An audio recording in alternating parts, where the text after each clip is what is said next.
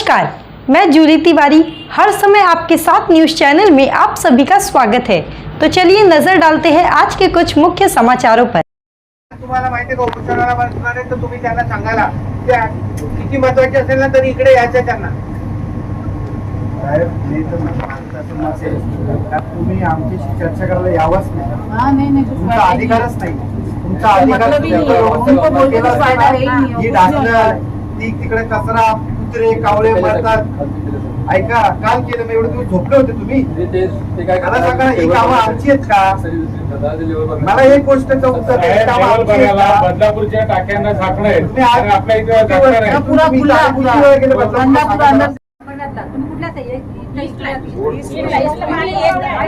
तुमचा रूमचा डिपॉझिट पण मी देईल, भाडं पण मी, फक्त 15 दिवस येऊन जाऊ राहून दाखवा तुम्ही तुमची पाठ तुम्ही।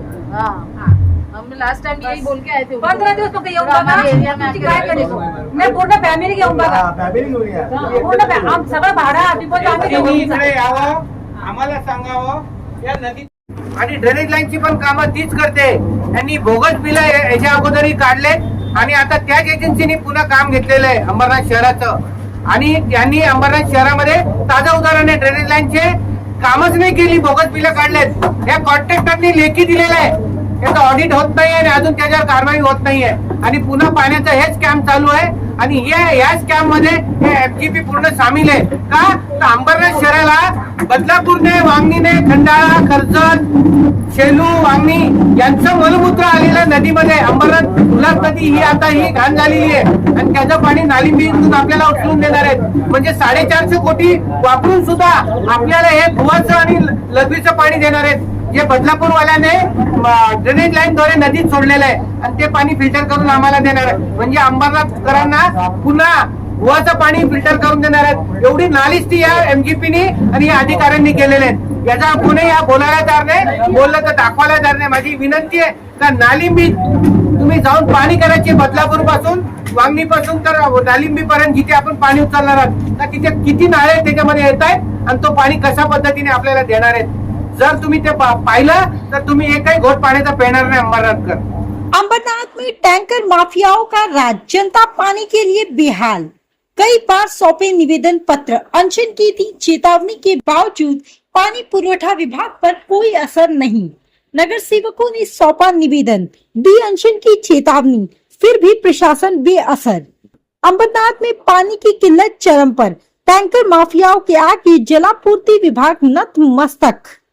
अंबरनाथ में पानी के लिए हाहाकार, 10 नगर सेवकों और नगराध्यक्षा का अनशन, 4 से 6 दिन के अंतराल पर जलापूर्ति से नाराजगी, रोजाना पानी देने की मांग पर सैकड़ों नागरिकों का समर्थन।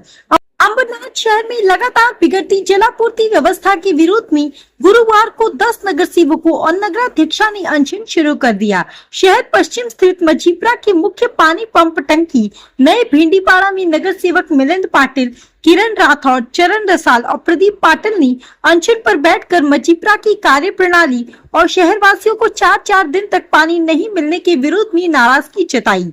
इस दौरान शहर के विभिन्न इलाकों से पहुंचे सैकड़ों पुरुषों और महिलाओं ने भी अनशन को समर्थन दिया और मजीपरा से नियमित रूप से रोजाना पीने का पानी उपलब्ध कराने की मांग की। अनशन के दौरान नगर सेवक प्रदीप पाटिल ने मजीपरा के कार्यकारी अधिकारी शिकोकर के सामने गंभीर आरोप लगाते हुए कहा कि शहर के कई इलाकों में कथित तौर पर दूषित पानी की आपूर्ति की जा रही है। उन्होंने आरोप लगाया कि कुछ क्षेत्रों में मलमूत्र मिश्रित पानी को फिल्टर कर लोगों तक पहुंचाया जा रहा है।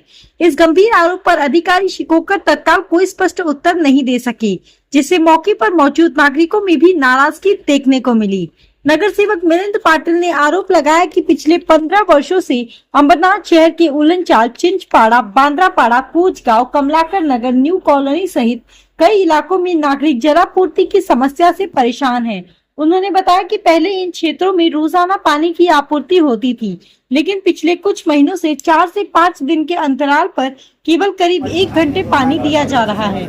इसके अलावा पानी का समय भी निश्चित नहीं है और कम दबाव के कारण पर्याप्त पानी लोगों तक नहीं पहुंच पा रहा है। अनियमित और देर से होने वाली जलापूर्ति के चलते विशेष रूप से महिलाओं को भारी परेशानियों का सामना करना पड़ रहा है। वहीं किशन गायकर ने बताया कि जावसाई और फूले नगर जैसे इलाकों में स्थिति और भी गंभीर है, जहां नागरिकों को 6-6 दिन के बाद पानी मिल रहा है। लंबे अंतराल के कारण लोगों को पीने और घरेलू जरूरतों के लिए पानी का इंतजाम करने में भारी कठिनाइयों का सामना करना पड़ रहा है।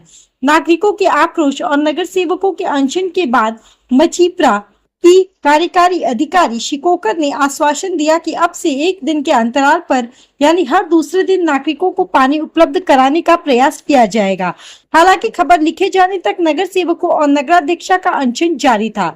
इस अनशन में मिलिंद पाटिल, किरण राठौर, प्रदीप पाटिल, चरण रसाल, दिनेश गायकवाड़, संगीता गायकर, मीना वालेकर, मीनू सिंह, अभिजीत करुंजली, नगराध्यक्षा तथा भाजपा जिला अध्यक्ष नंदू परब सहित अन्य लोग शामिल हुए।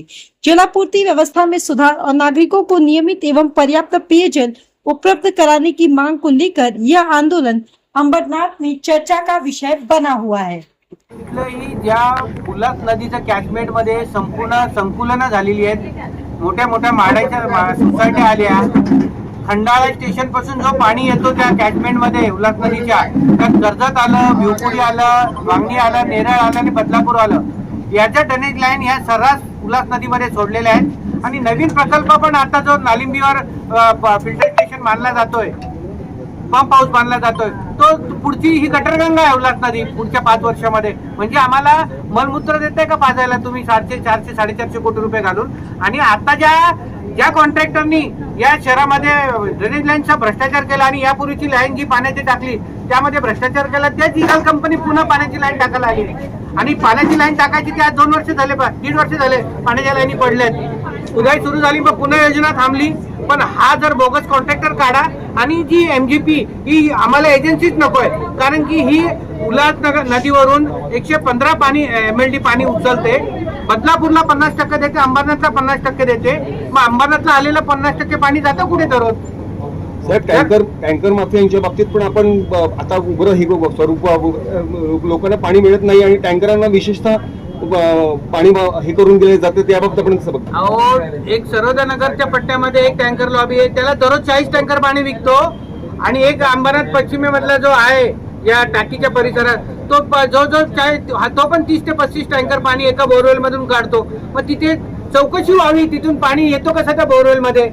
प्रत्येक बोरवेल या टँकर लॉबीने 3-3, 4-4, 5-5 इंचाचे टॅपिंग ठोकलेले आहेत। सरोदा नगरला 3-3 इंचाच्या 8 का 9 टॅप ठोकलेले आहेत आणि तो डायरेक्ट पाणी जातोय। मग सम मध्ये येणारा पाणी आपल्याला जर टक्केवारीमध्ये तुम्ही जर बदलापूर वरून किती पाणी उचलता त्याचा जर नोंद नाही घेत, मग ही चोरी झाली, चोरांबरोबर आहेत तुम्ही। कारण की लाईटीचा बिल आपल्याला येतो तसं पाण्याचा बिल येतो ना।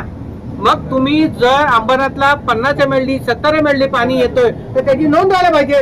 सम मध्ये 70 MLD पाणी आलंय आणि आम्ही अंबरनाथकरांना दररोज 70 MLD पाणी देतोय, मग अशी नोंद का नाही? याचा अर्थ तुम्ही मीटर न लावता, अंबरनाथ महाराष्ट्रातलं हे उदाहरण आहे चोरीचं, तर मीटर न लावता पाणी उचललं जातं आणि मीटर न लावता पाणी दिलं जातं। मग ही चोरी केली जाते सर्रासपणे आणि अंबरनाथ शहराला वेठीस धरलंय। पुन्हा हा कॉन्ट्रॅक्टर आणून पुन्हा 450 कोटीची योजना त्या चोराच्या हातात दिली आहे। त्यांचा कॉन्ट्रॅक्टर लेखी देतो, सब कॉन्ट्रॅक्टर आमच्याकडून फक्त रिंग टाकून घेतलेत, आतमध्ये चेंबरच नाही टाकले आणि लाईनीने टाकले, बिलं काढून खाल्लेत याच्या ड्रेनेज लाईनच्या, आणि त्याच कॉन्ट्रॅक्टरला हे पुन्हा दिलंय आणि 8 इंचाचा फायबरची लाईन आणून ठेवली आहे, जी उंदीर केव्हाही काढतील आणि ती लाईन पूर्ण बोगस निघेल। आणि जर असंच असेल तर अंबरनाथला आजच नागरिकांनी जागृत झालं नाही तर अंबरनाथमध्ये पुन्हा म्हणजे 100% नद्या भरलेल्या आहेत, तलाव भरलेले आहेत, आंध्र डॅम भरलेला आहे, उल्हास नदी भरलेली आहे, बारवी डॅम भरलेला आहे आणि आज पावसाचं पाणी सुद्धा आपल्याला देऊ शकत नाही। डॅम तर 100% भरून रिझर्व आहेत आणि आपल्याला पावसाचं पाणी सुद्धा उचलून देऊ शकत नाही। म्हणजे कुठेतरी चोरी आहे ना। पावसात जर हे सांगतायत का पाणी नाहीये म्हणजे चोरी आहे, हे सिद्ध झालंय। तर दुष्काळ पडलाय का आपल्या डॅम मध्ये पाणी नाही मुबलक, का आपल्या नदीमध्ये पाणी नाही मुबलक? महाराष्ट्रातली ही नदी आहे उल्हास नदी, 12 वाहणारी।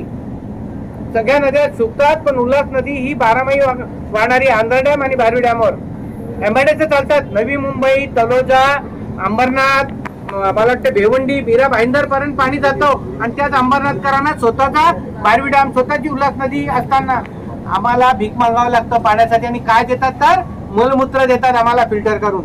आम्ही आजारी पडलोय, मला सांगा कुठल्या महिलेने? मी मागे सांगितलं होतं का छातीवर हात ठेवून सांगावं का आम्हाला पाणी देतात आणि आम्ही खूप खुश आहोत. अंबरनाथ मध्ये एकही महिला बोलणार नाही का तर पाणीच देत नाहीत. म्हणून आम्ही अधिकाऱ्यांना सांगतो तुम्ही आमच्या एरियात येऊन राहा. तो आज के लिए बस इतना ही. कल फिर मिलेंगे इसी समय इसी चैनल पर. तब तक के लिए मुझे दीजिए इजाज़त. धन्यवाद. हमारे चैनल को सब्सक्राइब करें और बेल आइकन दबाना ना भूलें ताकि हमारी खबरें सबसे पहले आप तक पहुँचे.